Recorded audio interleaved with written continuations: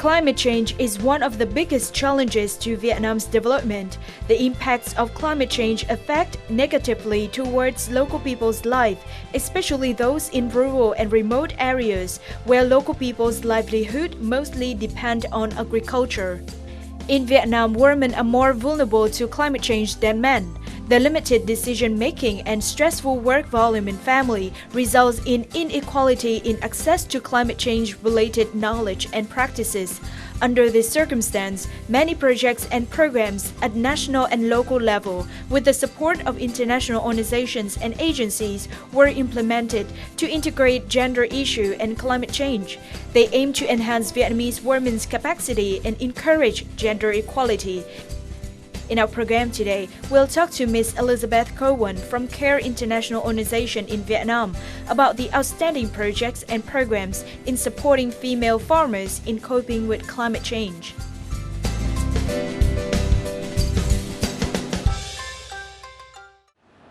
Hello and welcome to Sharing Vietnam on VTC10 Netviet. Vietnam is one of the most vulnerable countries in the world to the climate change impacts. While taking most of the agriculture-related works in the family, women do not get a chance to approach and access to the climate change-related issues, knowledge, and practices as compared to men. So in our program today, we have a talk to Ms. Elizabeth COWAN, Country Program Advisor, to talk about the topic of supporting Vietnamese women farmers in coping with the climate change. Thank you, Ms. Elizabeth, for joining our program today.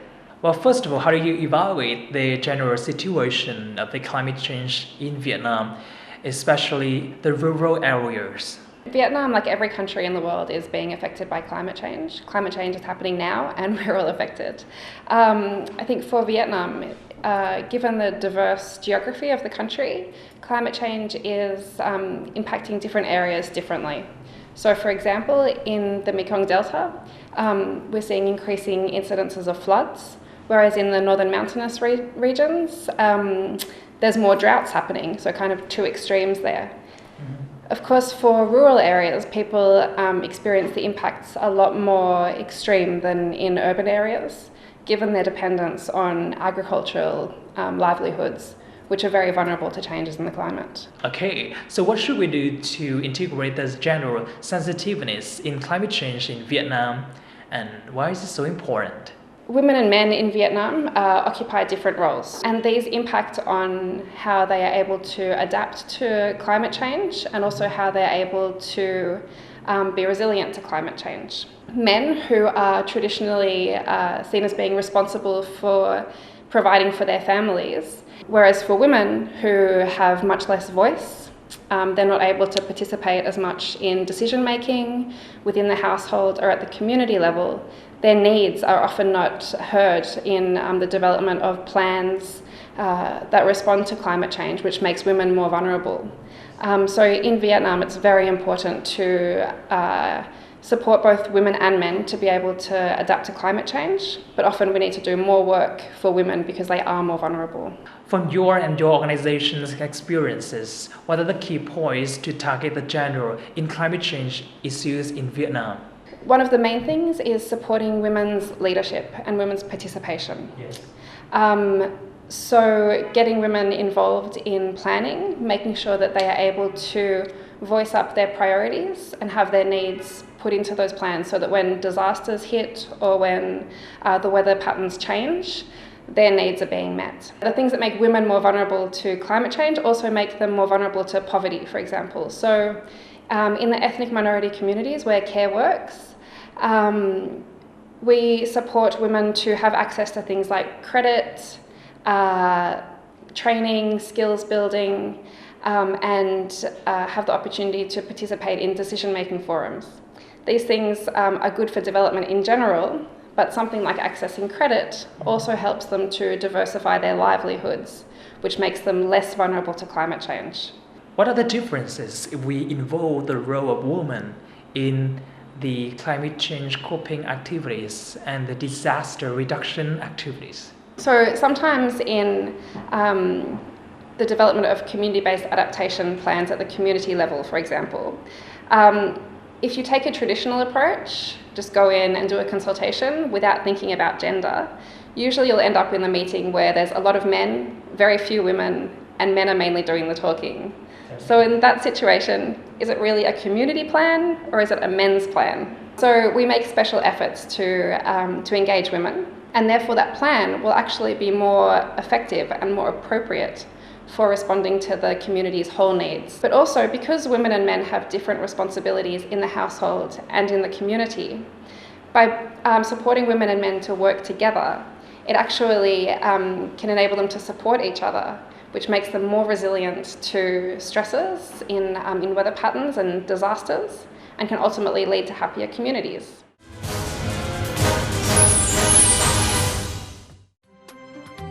One of the most outstanding projects of supporting Vietnamese female farmers is integrated community-based adaptation in the Mekong Delta, launched by CARE International, Vietnam's Women Union and Center for Rural Communities Research and Development. The project officers have collaborated with local authority to help female farmers develop their livelihood against climate change. Thus, they will enhance their preventive capacity against natural disasters and reduce agricultural risks. The project improved the communication skill for local women with detailed guidelines.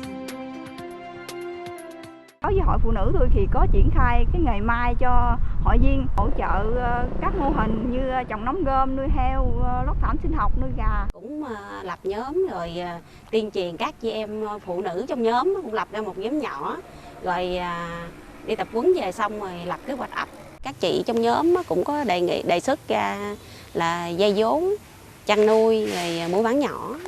Có sự thay đổi đó làm cho phụ nữ có vai trò như là mạnh dạn phát biểu ý kiến hơn, giống như là một lãnh đạo như mình có vai trò lãnh đạo vậy đó.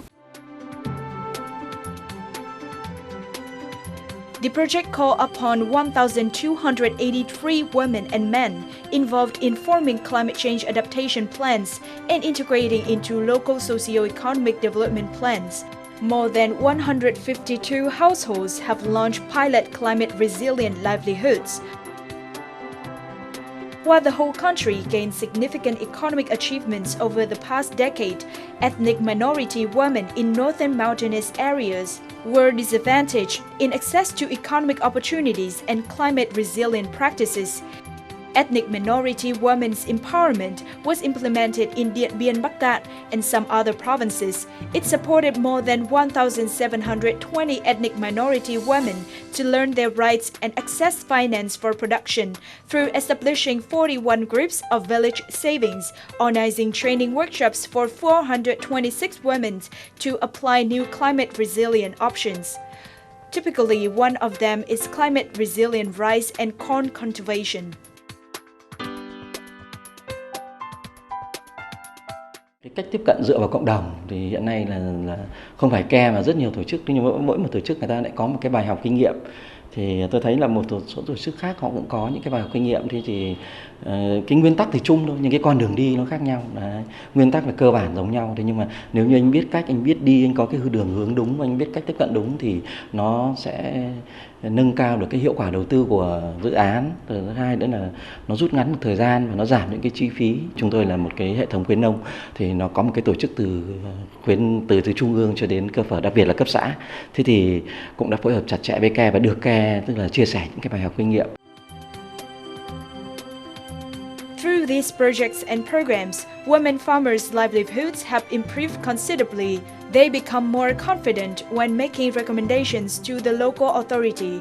They were actively planning to cope with climate change and improve economic efficiency for their family. This is also a way for women to change the attitude of men and community perception.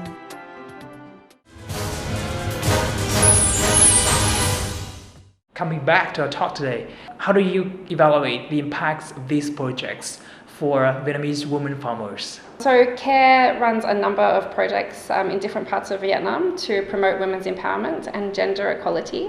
But I'll just share with you two examples. So one is our integrated community-based adaptation program in the Mekong Delta region. This was a project funded by the Australian Aid Program, which was a specific climate change adaptation project. We supported women to become members of search and rescue teams, for example. Puts women in non-traditional roles and changes the attitudes of community members and authorities about what women are capable of. And so as a result of that, they started thinking, women can do different things. We can involve them in different types of interventions and activities. In another project at the other end of the country, in the northern mountainous regions, we have a project called the Ethnic Minority Women's Empowerment Project. This one's also funded by the Australian government. But in this project, we take 4 strategies to support women's empowerment. So the first one is working with women to build their own confidence and skills and capacity. We give them training to improve their livelihoods, including making their livelihoods climate resilient. And we support their participation in community decision making. And finally, we work with men. We recognise that supporting women's empowerment and gender equality cannot be achieved without engaging men. And so through this project, we take a very cohesive and holistic approach to supporting women themselves and then supporting the environment that they live in. Right. So how do you see the roles of other Vietnamese donors and organizations, including the international organizations, in integrating the gender equality sensitiveness and coping with the climate change issues in Vietnam? In Vietnam, we're very lucky that the government has made a really strong commitment to addressing climate change. And there's a lot of great policies, programs and frameworks that outline this commitment. As a result of the government's strong focus, this has influenced where our international donor community is also investing in Vietnam.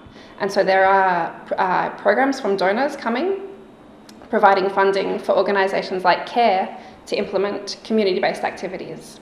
And so this is a really great way that we can have multiple different actors, so government, donors and civil society, working at multiple different levels to promote gender equality and climate change. Right. So in your opinion, what is the long-term plan for Vietnam to do to cope with the climate change together with transforming the gender equality in the future? Because Vietnam does have so many great policies and programs in place to address climate change, and because the government has made such a strong commitment to responding to climate change, Vietnam also has really great policies and programs for responding to gender equality. So I think now the next step is really to continue that prioritisation by investing in those areas and ensuring that those policies and programs are translated into changes in the communities. And so that can be done, through increased government investments, continuing to work with donors, and through organisations like CARE. There's many opportunities to continue to promote climate change through gender-focused work, and also to promote gender equality through climate change work. Thank you, Ms. Elizabeth, for sharing. And that is also the end of our program Sharing Vietnam. I do hope that in the future, with the support of the local and international organizations and programs, Vietnamese women, especially in the rural areas, they will get the chance to approach to the agricultural related works and basic skills to cope with the climate change impacts in the future. For comments and feedbacks, please send it to sharingvietnam@nhatviet.net. Thank you so much for watching, and we'll see you again tomorrow.